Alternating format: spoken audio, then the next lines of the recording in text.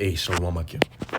First, almost involved praise and glory unto Yahweh, Bashim Yahushai, Bashim Achakudash, double honors under the elders of Parsh Great Millstone, the elders Great Millstone, and of course, peace and blessings under the hopeful elect, the sincere servants of Yahweh, Bashim Yahushai, serving him in truth and sincerity.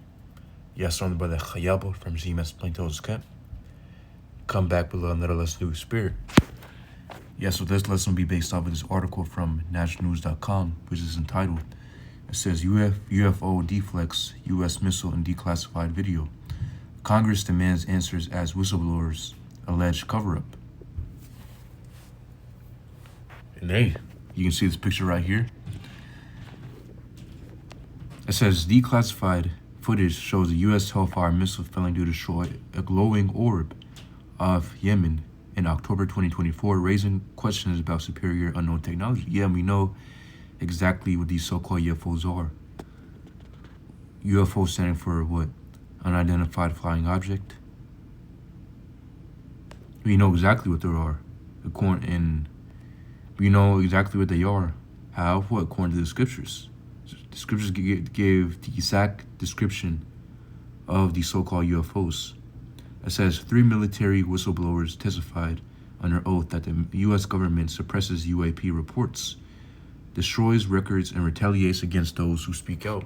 But UAP, of course, stands for Unidentified Aerial Phenomenon.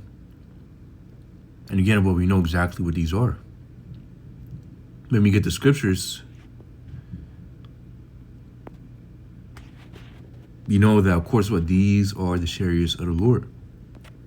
It says, Zechariah chapter 5:1, then I turned and lifted up mine eyes and looked, and behold, a flying roll. And he said unto me, what seest thou? And I answered, I see a flying roll. The length thereof is 20 cubits, and the breadth thereof is 10 cubits. Yeah, so a flying roll, which what Zechariah was seeing was a circular object. You know, when he gave the size of it.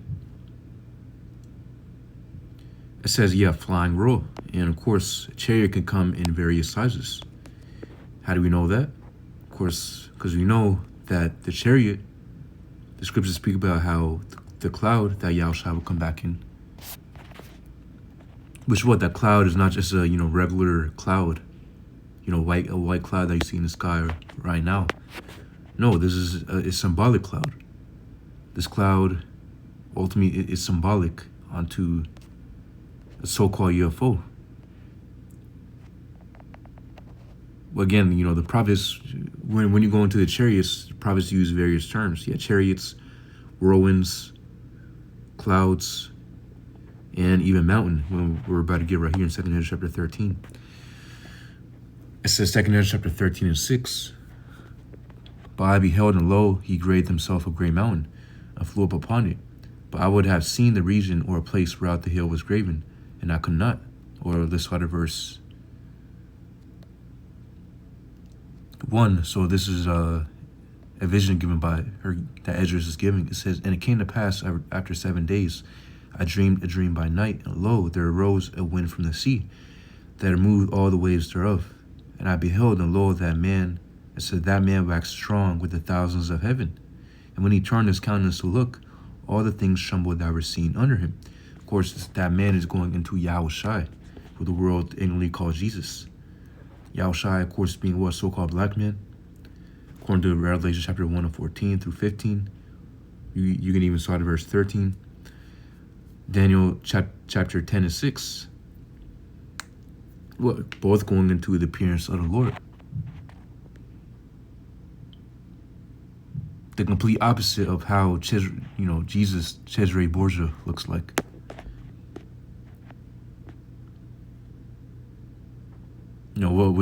What Jesus goes back ultimately onto Strappus Christus. Strappus Christus. So it says, and after this I beheld, and lo, there was gathered together a multitude of men out of number from the four winds of the heaven to subdue the man that came out of the sea. Or slightly, verse 4 says, and whensoever the voice went out of his mouth, all they burned that heard his voice, like as the earth felleth when it feeleth the fire. This is going into the energy, the energy output that these chariots can emit, which is what high concentrated fire. And what when Yahushua gives the command, the chariots are gonna go and do His will. And of course, the thousands of heaven again going into the angels that will accompany Yahushua.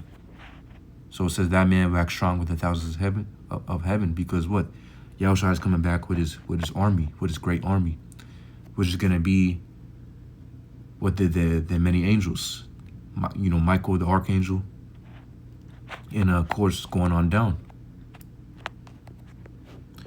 So it says what Psalms chapter 68 and 20, or it's likely not 20, but 17. It says the chariots of the Most High are 20,000, even thousands of angels. The Lord is among them, as in Sinai, in the holy place. So yeah, the scriptures speak about how there's 20,000 chariots, and when you go back to the article, it says no known human technology can explain the orb's ability to survive a direct missile strike, according to veterans and lawmakers. See? So Esau can't explain this technology. Esau likes to put, again, these so-called UFOs into, his own definitions and his own estimations. But pretty much they were saying in one news report that these so-called UFOs are, pretty much they gave this number. They said it was 1,000 years more advanced than, any type of technology that they have currently.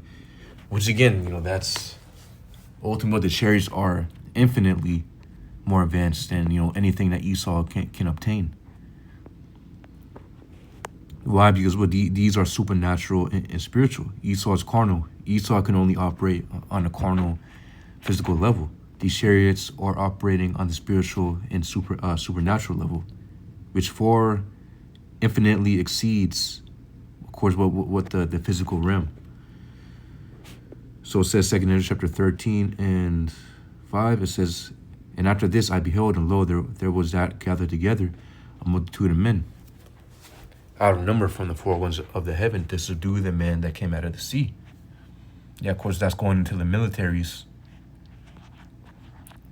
that are going to try to come against Yahushua. We know that famous speech by Ronald Reagan. Within it, he was saying, if an extraterrestrial force came, wouldn't we all, or basically, wouldn't we all team it together to take it down? And of course, what they were referring on to Yahushua, once he makes his return, with his angels. It says, but I beheld, and lo, he graded himself a great mountain and flew up upon it. It says, but I would have seen the region or place whereout the hill was graven, and I could not. Yeah, it says, so, but I beheld, and lo, he had graded himself a great mountain and flew up upon it. But I would have seen the region or place whereout the hill was graven, and I could not. Yeah, because Ezra's liking on it, of course, onto a mountain. Because ultimately Ezra wasn't able to see the ends of it. That's a massive the Lord's chariot is. And again, that's why he likened it onto a mountain. So, but the elder apostle Hor went into pretty much brought up the point. You can go ahead and look up Mount Everest. And imagine Mount Everest just randomly up in the sky. And ultimately imagine Yahushua's chariot is going to be even bigger.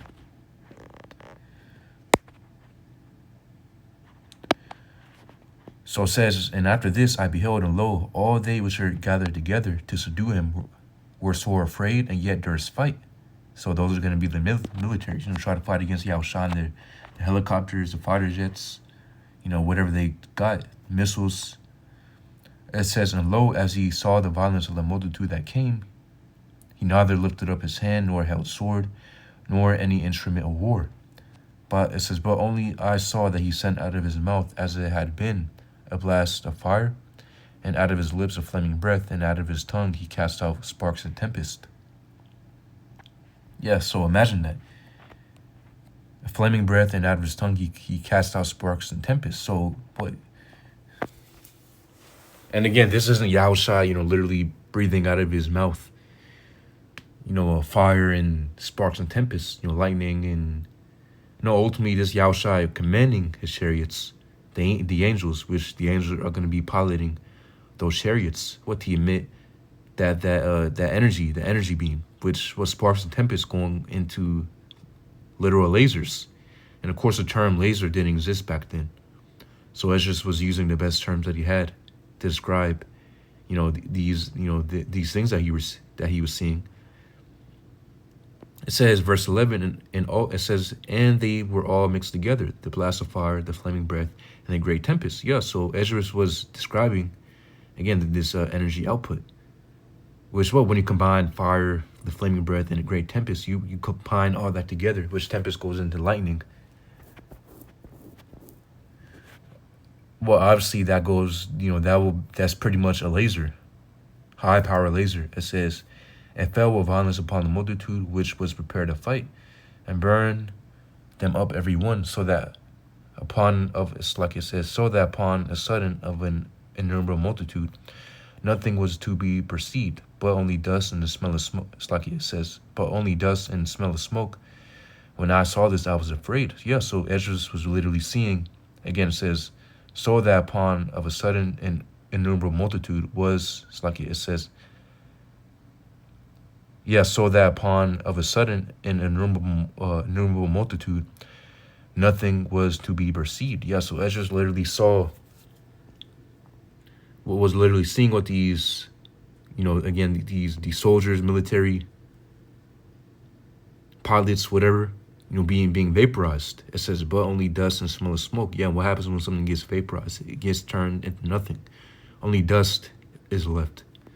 When I saw this, I was afraid. Yeah, because imagine this. Esdras is seeing something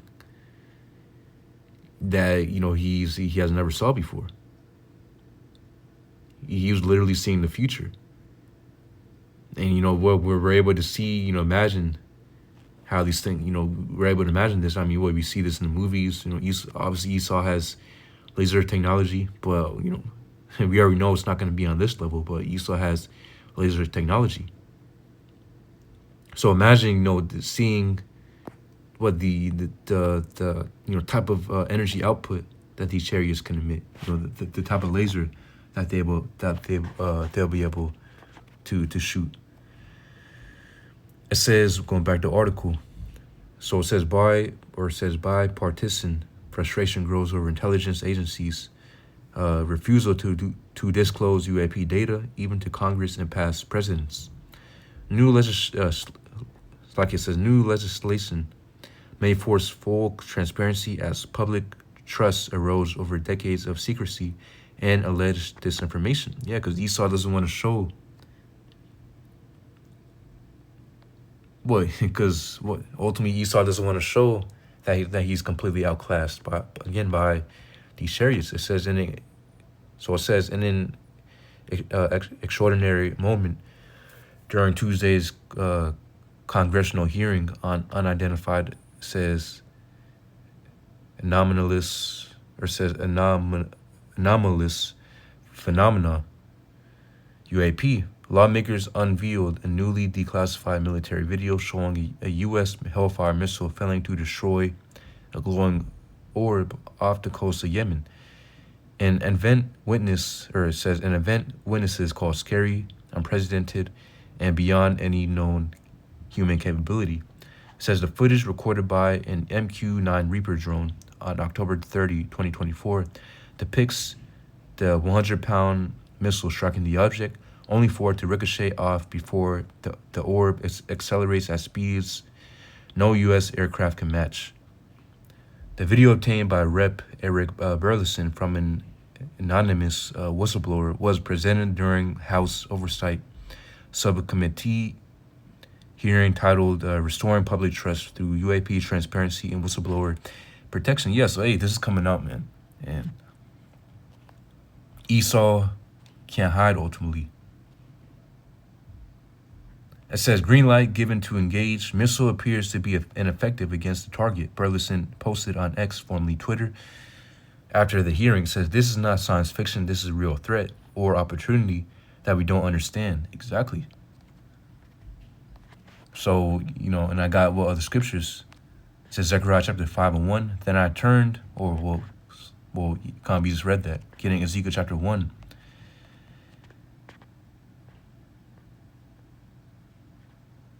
And 4, it says, and I looked, and behold, a whirlwind came out of the north, a great cloud, and a fire enfolding itself, and a brightness was about it. And out of the midst of it, it's like it says, and out of the midst thereof, as a color of amber, out of the midst of the fire. Yeah. So ultimately, what Ezra is going in, it's like Ezekiel is going into, again, that's the so-called UFO that he saw. It says right here, he described it as a whirlwind, a great cloud. It says, in a fire unfolding itself, and a brightness was about it. Yes, it was super bright. Going back to the article. Yeah, it says, the classified footage shows a U.S. Hellfire missile failing to destroy a glowing orb off Yemen. Yes, a glowing bright orb.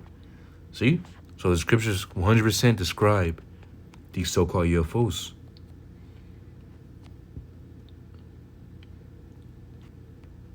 You know what? You can keep on reading, but again, so this is described by Ezekiel. You know, goes into angels, basically the pilots of these chariots, which are the angels. And you know what? The angels, they're able to control. Again, you know, it's not like, you know, the angels are, you know, literally inside of these chariots and moving a joystick. No, ultimately they can be outside of it and inside of it, and they can still control it with just, the spirit, you know, using ultimately just with a thought, they can control the chariots. So no, again, so these are 100% infinitely more advanced than anything that Esau can have, because again, these are operating on a spiritual, you know, heavenly, and a supernatural level. To play this video, you know, brother sent it in the chat. It said UAP sighting shrugs off direct missile hit. I'm not sure if this is the same video I'm not sure if this is the same video, but you know, from that the article is describing. But hey, this is a video that we can play of an example. So playing it.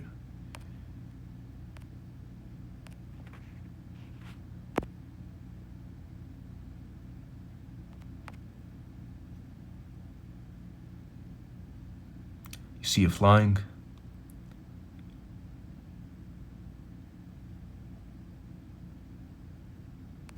Yeah, and boom. You see the missile just hit it, and then what? It completely ricochets off the flying object, so-called UFO, and it's still flying. And there's plenty of other videos, man, that go into, and again, you know, there's other videos where the missile hits the chariot, and what the chariot doesn't even budge at all. The so-called UFO doesn't even budge. So what, Esau can send his most powerful missile, and the chariot can just be stationary and won't even flinch.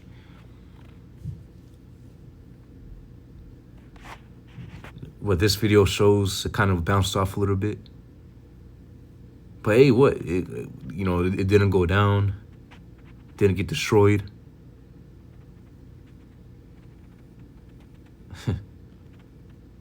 And you know, ultimately, the Lord can show his chariots any way he wants to.